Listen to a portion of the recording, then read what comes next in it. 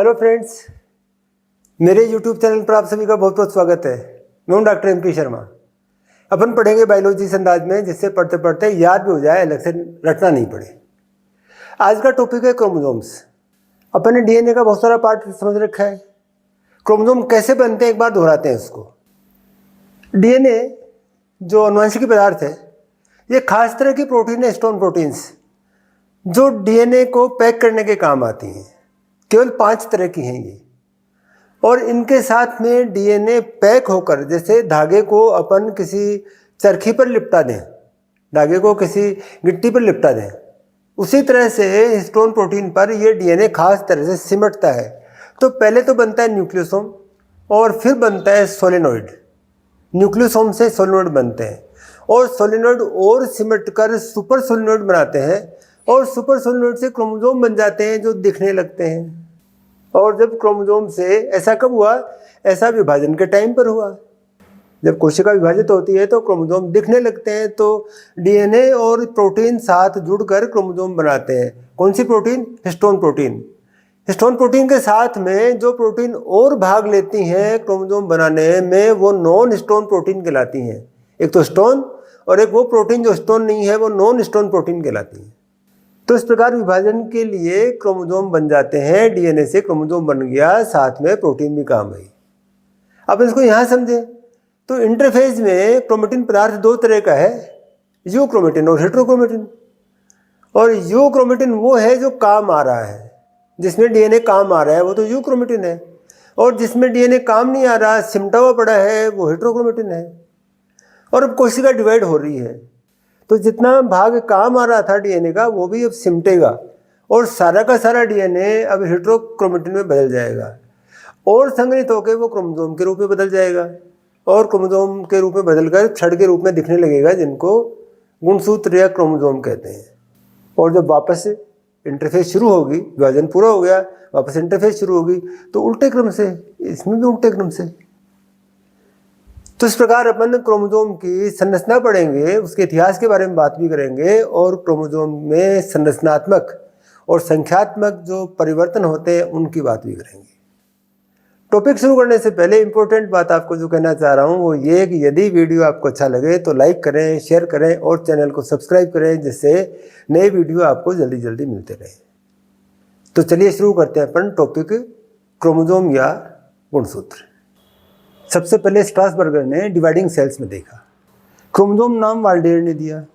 Sutton और बोवेर ने एक इम्पोर्टेंट बात बताई, और वो ये थी कि क्रोमोसोम्स पर आनुवंशिक गुणों के वाहक कण होते हैं। इसको क्रोमोसोम हाइपोथेसिस कहा गया या क्रोमोसोमल थ्योरी ऑफ इनहेरिटेंस भी कहा गया। क्रोमोसोम कितने लंबे होते हैं? तो औसत लंबाई 6 म्यू है इसकी, लेकिन रेंज 0.1 म्यू से लेकर 30 म्यू तक। अपन अपने क्रोमोसोम की बात करें तो सबसे लंबा क्रोमोसोम हमारा 10 म्यू है और मोटाई उसकी 0.6 म्यू। हमारा सबसे छोटा क्रोमोसोम वो 1 म्यू लंबा है और उसकी मोटाई भी 1 म्यू ही है, इसलिए वो गोलाकार दिखता है। अपन अलग अलग समूहों के क्रोमोसोम्स की लंबाई की तुलना करें तो प्लांट्स के क्रोमोसोम एनिमल्स के क्रोमोसोम की तुलना में लंबे होते हैं। अपन ये देखें कि एनिमल्स में सबसे छोटे किनके होते हैं? तो बर्ड्स के, वर्टिब्रेट्स में बर्ड्स के सबसे छोटे क्रोमोसोम हैं। फंजाई के क्रोमोसोम प्लांट्स की तुलना में छोटे हैं। अपन ने कुछ एनिमल्स के क्रोमोसोम की 2n नंबर कितनी है, यानी डिप्लॉइड नंबर कितना है, वो भी अपन ने यहाँ पर उतारे हैं। विभाजन के समय प्रोफेज में संघनन के कारण गुणसूत्र दिखाई देने लगते हैं और मेटाफेज में अधिकतम संघनन के कारण बिल्कुल स्पष्ट दिखाई देते हैं। एनाफेज में भी दिखते हैं। टीलोफेज में फिर वो लुप्त होने शुरू होते हैं और अंत तक लुप्त हो जाते हैं। मेटाफेज में गुणसूत्रों का अध्ययन किया जाता है और इसके लिए एक रासायनिक पदार्थ है कोल्चिसिन। कोल्चिसिन के द्वारा विभाजन की अवस्था को मेटाफेज में ही रोक दिया जाता है और मेटाफेज में जो प्लेट बनती है, मेटाफिजिक प्लेट, उस समय गुणसूत्रों का अध्ययन किया जाता है, उनकी आकार की का, उनकी मॉर्फोलॉजी का अध्ययन किया जाता है। तो गुणसूत्रों में एक सिकोड़, एक बिंदु ऐसा होता है, एक सिकोड़ ऐसा होता है जहाँ पर मेटाफेज में स्पिंडल फाइबर या तारक तंतु आके जुड़ते हैं और यह स्थान सेंट्रोमियर कहलाता है। और गुणसूत्र में सेंट्रोमियर के आधार पर गुणसूत्रों की विभिन्न प्रकार की आकृतियां बनती हैं।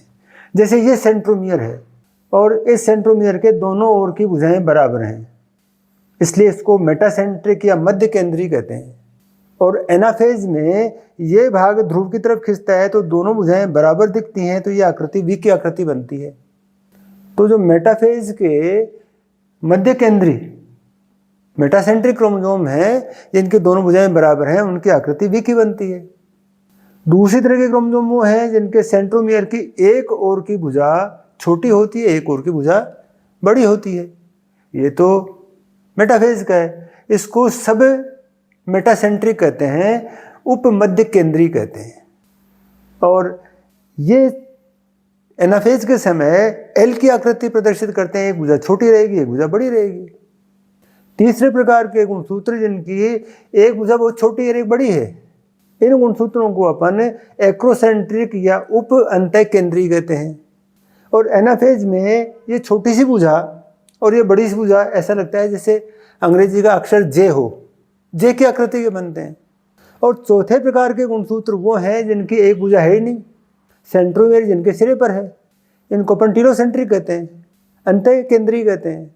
और ये जब खिंचता है ध्रुव की तरफ तो ये छड़ की तरह का दिखता है। इस प्रकार आकार के आधार पर, मॉर्फोलॉजी के आधार पर ये गुणसूत्रों के प्रकार हैं और ये उनकी आकृतियां हैं। गुणसूत्रों से संबंधित कुछ टर्म्स और हैं, जैसे इडियोग्राम किसको कहते हैं। गुणसूत्रों को, किसी जाति के सभी गुणसूत्रों को अपन लंबाई के घटते हुए क्रम में व्यवस्थित कर दें तो ये जो संरचना बनेगी, ये जो आरेख बनेगा, उसको अपन इडियोग्राम कहते हैं। फिर एक टर्म है कैरियोटाइपिंग, और कैरियोटाइपिंग का अर्थ है कि किसी जाति के सभी गुणसूत्रों के बारे में अध्ययन कर लेना, उनकी मॉर्फोलॉजी कैसी है, उनकी लंबाई कितनी है, उनके अंदर मेटासेंट्रिक कितने हैं, सब मेटासेंट्रिक कितने हैं, टीलोसेंट्रिक कितने हैं, एसेंट्रिक कितने हैं, ये सब ज्ञात कर लेना, ये कैरियोटाइपिंग कहलाता है। तो कैरियोटाइपिंग से हम विभिन्न प्रकार के, एक तो ये जान लेते हैं कि कोई गुणसूत्र ज़्यादा या कम तो नहीं है, और एक ये जान लेते हैं कि किसी गुणसूत्र का कोई भाग हटा हुआ तो नहीं है। तो गर्भावस्था के दौरान कैरियोटाइपिंग करके आनुवंशिकी रोगों से सावधान रहा जा सकता है। फिर नेक्स्ट है सेंट्रोमियर किसको कहते हैं, इसकी बात कर चुके हैं अपन। मेटाफेज में जहाँ पर स्पिंडल फाइबर्स, जहाँ पर तर्कु आके जुड़ते हैं, जिनसे फिर क्रोमोसोम विपरीत ध्रुवों पर खिंचते हैं, उन बिंदुओं को अपन सेंट्रोमियर या प्राइमरी कॉन्स्ट्रिक्शन या प्राथमिक सिकोड़ कहते हैं। फिर दूसरा है एनओआर, सेकेंडरी कॉन्स्ट्रिक्शन, द्वितीय सिकोड़, केंद्रिका संगठक भाग। इन भागों के चारों ओर इंटरफेज में केंद्रिका बनती है, इनको अपन सेट क्रोमोसोम भी कहते हैं।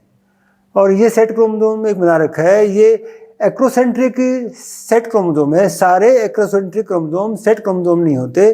छोटी भुजा के साथ में एक पतले तंतु से जुड़ा हुआ सैटेलाइट भाग होता है। और इस प्रकार के गुणसूत्रों का विस्तृत अपन ने अध्ययन कर रखा है लैम्प्रेस क्रोमोसोम वाले चैप्टर में और केंद्रिका वाले भाग में। फिर नेक्स्ट टीलोमियर किनको कहते हैं, तो गुणसूत्र की दोनों भुजाओं का ये आखिरी सिरा, इनको अपन टीलोमियर्स कहते हैं। और टीलोमियर हमेशा टीलोमियर ही रहता है। जैसे ये भाग टूट कर मान लो अलग हो जाए तो वापस इसी तरह से जुड़ेगा। ये टीलोमियर बीच में नहीं जुड़ सकता, टीलोमियर हमेशा टीलोमियर ही रहता है।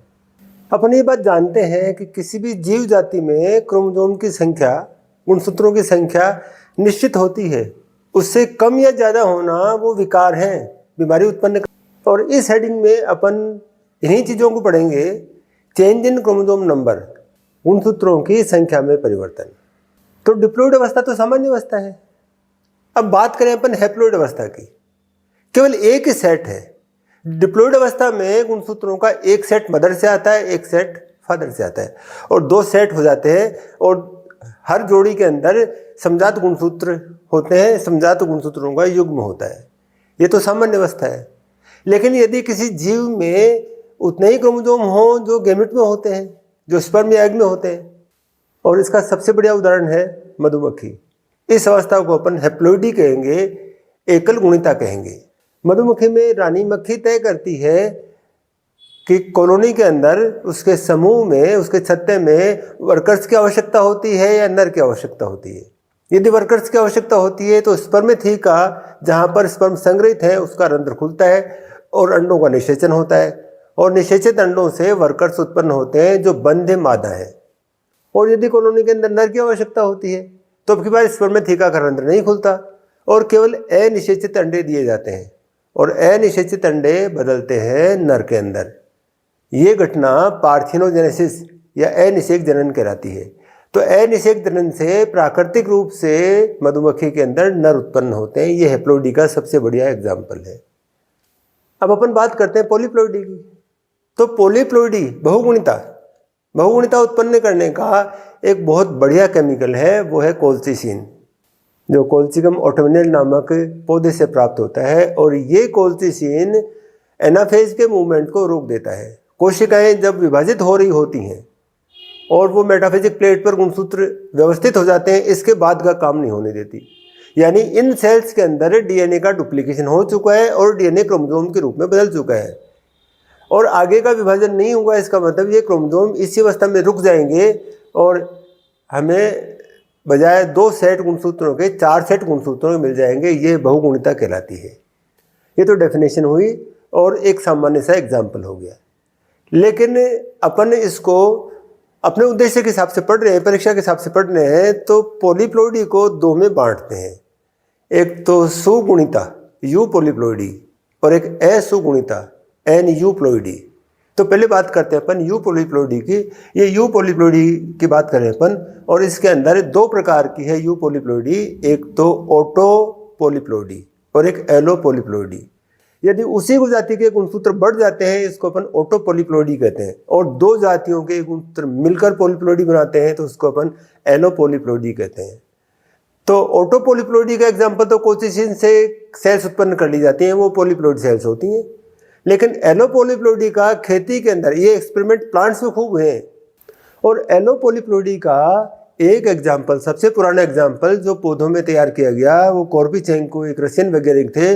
इन्होंने क्रॉस करवाई रेफेनोसटाइवस, ये तो मूली है, और ये गोभी है, ब्रेसिका ओलेरेसिया, ये गोभी है। मूली और गोभी,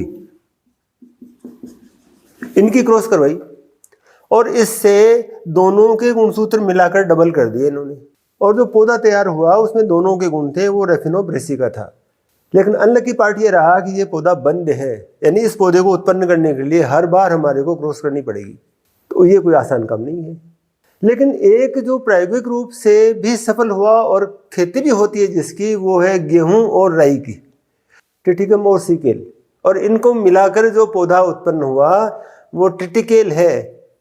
ऐसा पौधा जिसके अंदर गेहूं के गुण भी हैं और राई के गुण भी हैं, और इसकी खेती होती है। तो ये किसका एग्जाम्पल है? सबसे बढ़िया एग्जाम्पल जिसकी खेती भी होती है, वो गेहूं और राई से मिलकर बनाया हुआ टिटिकेल। तो ये किसके एग्जाम्पल है? ये सुगुणिता के, और सुगुणिता में ये एग्जाम्पल है एलो पॉलीप्लोइडी के, स्वयं के नहीं पर के। अब अपन पढ़ेंगे असुगुणिता एन यू प्लोइडी। नेक्स्ट है हाइपर पॉलीप्लोइडी, गुणसूत्रों की संख्या का ज़्यादा होना है, और हिंदी में अधिक असुगुणिता।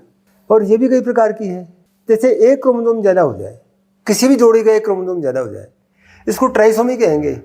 हिंदी में एकादि सूत्रता, और 2n+1 लिखेंगे अपन इसको। और इसके कई उदाहरण हैं, जैसे डाउन सिंड्रोम इसका उदाहरण है, मंगोलियन मूर्ता इसका उदाहरण है, जैसे एडवर्ड सिंड्रोम वो भी इसका उदाहरण है, जैसे जेकब सिंड्रोम वो भी इसका उदाहरण है, जैसे क्लाइनफेल्टर सिंड्रोम वो भी इसका उदाहरण है। एक गुणसूत्र अधिक होना, जैसे हमारे में 47 क्रोमोसोम हो जाना। फिर दूसरा है डबल ट्राइसोमी, 2 जोड़ी क्रोमोसोम में से एक एक ज़्यादा हो गया। तो 2 क्रोमोसोम ज़्यादा हैं लेकिन अलग अलग जोड़ियों के हैं। कैसे लिखेंगे अपन इसको? 2n+1+1, अलग अलग जोड़ियों के, हिंदी में कहेंगे दोहरी एकादि सूत्रता। इसका कोई एग्जाम्पल हमारे में नहीं है। फिर नेक्स्ट है टेट्रासोमी, पूरी एक जोड़ी ज़्यादा है, पूरी एक जोड़ी ज़्यादा है, इसको लिखेंगे अपन 2n+2। तो यहाँ भी क्रोमोसोम की संख्या बराबर है इसके, लेकिन दोनों में फर्क है, यहाँ अलग अलग जोड़ी के हैं, यहाँ पर एक ही जोड़ी के हैं, पूरी जोड़ी अधिक, और इसको हिंदी में कहेंगे द्विअधिसूत्रता। और 2 जोड़ी ज़्यादा हो जाए, डबल टेट्रासोमी, तो इसको लिखेंगे अपन 2n+2+2 दोहरी द्विअधिसूत्रता। इसका भी कोई एग्जाम्पल नहीं है हमारे में। इस प्रकार गुणसूत्रों का कम होना और गुणसूत्रों का ज़्यादा होना। अब अपन समझते हैं changes in the chromosome structure, गुणसूत्रों की संरचना में परिवर्तन। तो मान लें ये 2 जोड़ी गुणसूत्र हैं, किसी जीव के 2 जोड़ी गुणसूत्र हैं, 2 की सहायता से अपन समझ लेंगे, सारे को बनाने की आवश्यकता नहीं है। और ये इनके जीन्स हैं, इस जोड़ी पर ये जीन्स हैं, इस जोड़ी पर ये जीन्स हैं, और समान तरह के जीन्स हैं ये। तो पहले प्रकार का परिवर्तन वो डिलीशन कहलाता है, विलोपन कहलाता है, कि किसी गुणसूत्र का कोई भाग विलोपित हो जाए, गायब हो जाए, डिलीट हो जाए, खो जाए कहीं। जैसे इस गुणसूत्र में ये ए पार्ट, ये वाला पार्ट खो गया, इसका गायब हो गया, विलोपित हो गया, तो इसकी कमी हो गई। और इसकी कमी वो असामान्य घटना है ये, और हमारे में ऐसा होता है। 22वें गुणसूत्र का एक भाग विलोपित हो गया, और उस गुणसूत्र को, उस क्रोमोसोम को तो कहते हैं फिलाडेल्फिया क्रोमोसोम, और उसके कारण एक कैंसर होता है, ब्लड कैंसर होता है। ये डिलीशन का बढ़िया एग्जाम्पल है। दूसरा है डुप्लीकेशन। दूसरा डुप्लीकेशन कि ये भाग, इसमें से कोई भाग डबल हो जाए, डुप्लीकेट हो जाए। ऐसे जैसे यहाँ तक तो सामान्य था, ये भाग और जुड़ गया इसके, तो ये डुप्लीकेशन हो गया। अब मान लो यहाँ से हटकर ये भाग यहाँ जुड़ जाए, तो दोनों घटनाएं एक साथ हो जाएंगी। एक में तो डिलीशन हो गया और एक में डुप्लीकेशन हो गया। जैसे यहाँ से ये गायब होकर यहाँ जुड़ जाए तो इसमें डिलीशन और इसमें डुप्लीकेशन, और यहाँ पर ये है तो केवल डुप्लीकेशन। तो एक प्रकार का परिवर्तन तो संरचनात्मक वो डिलीशन कहलाता है, दूसरा डुप्लीकेशन कहलाता है।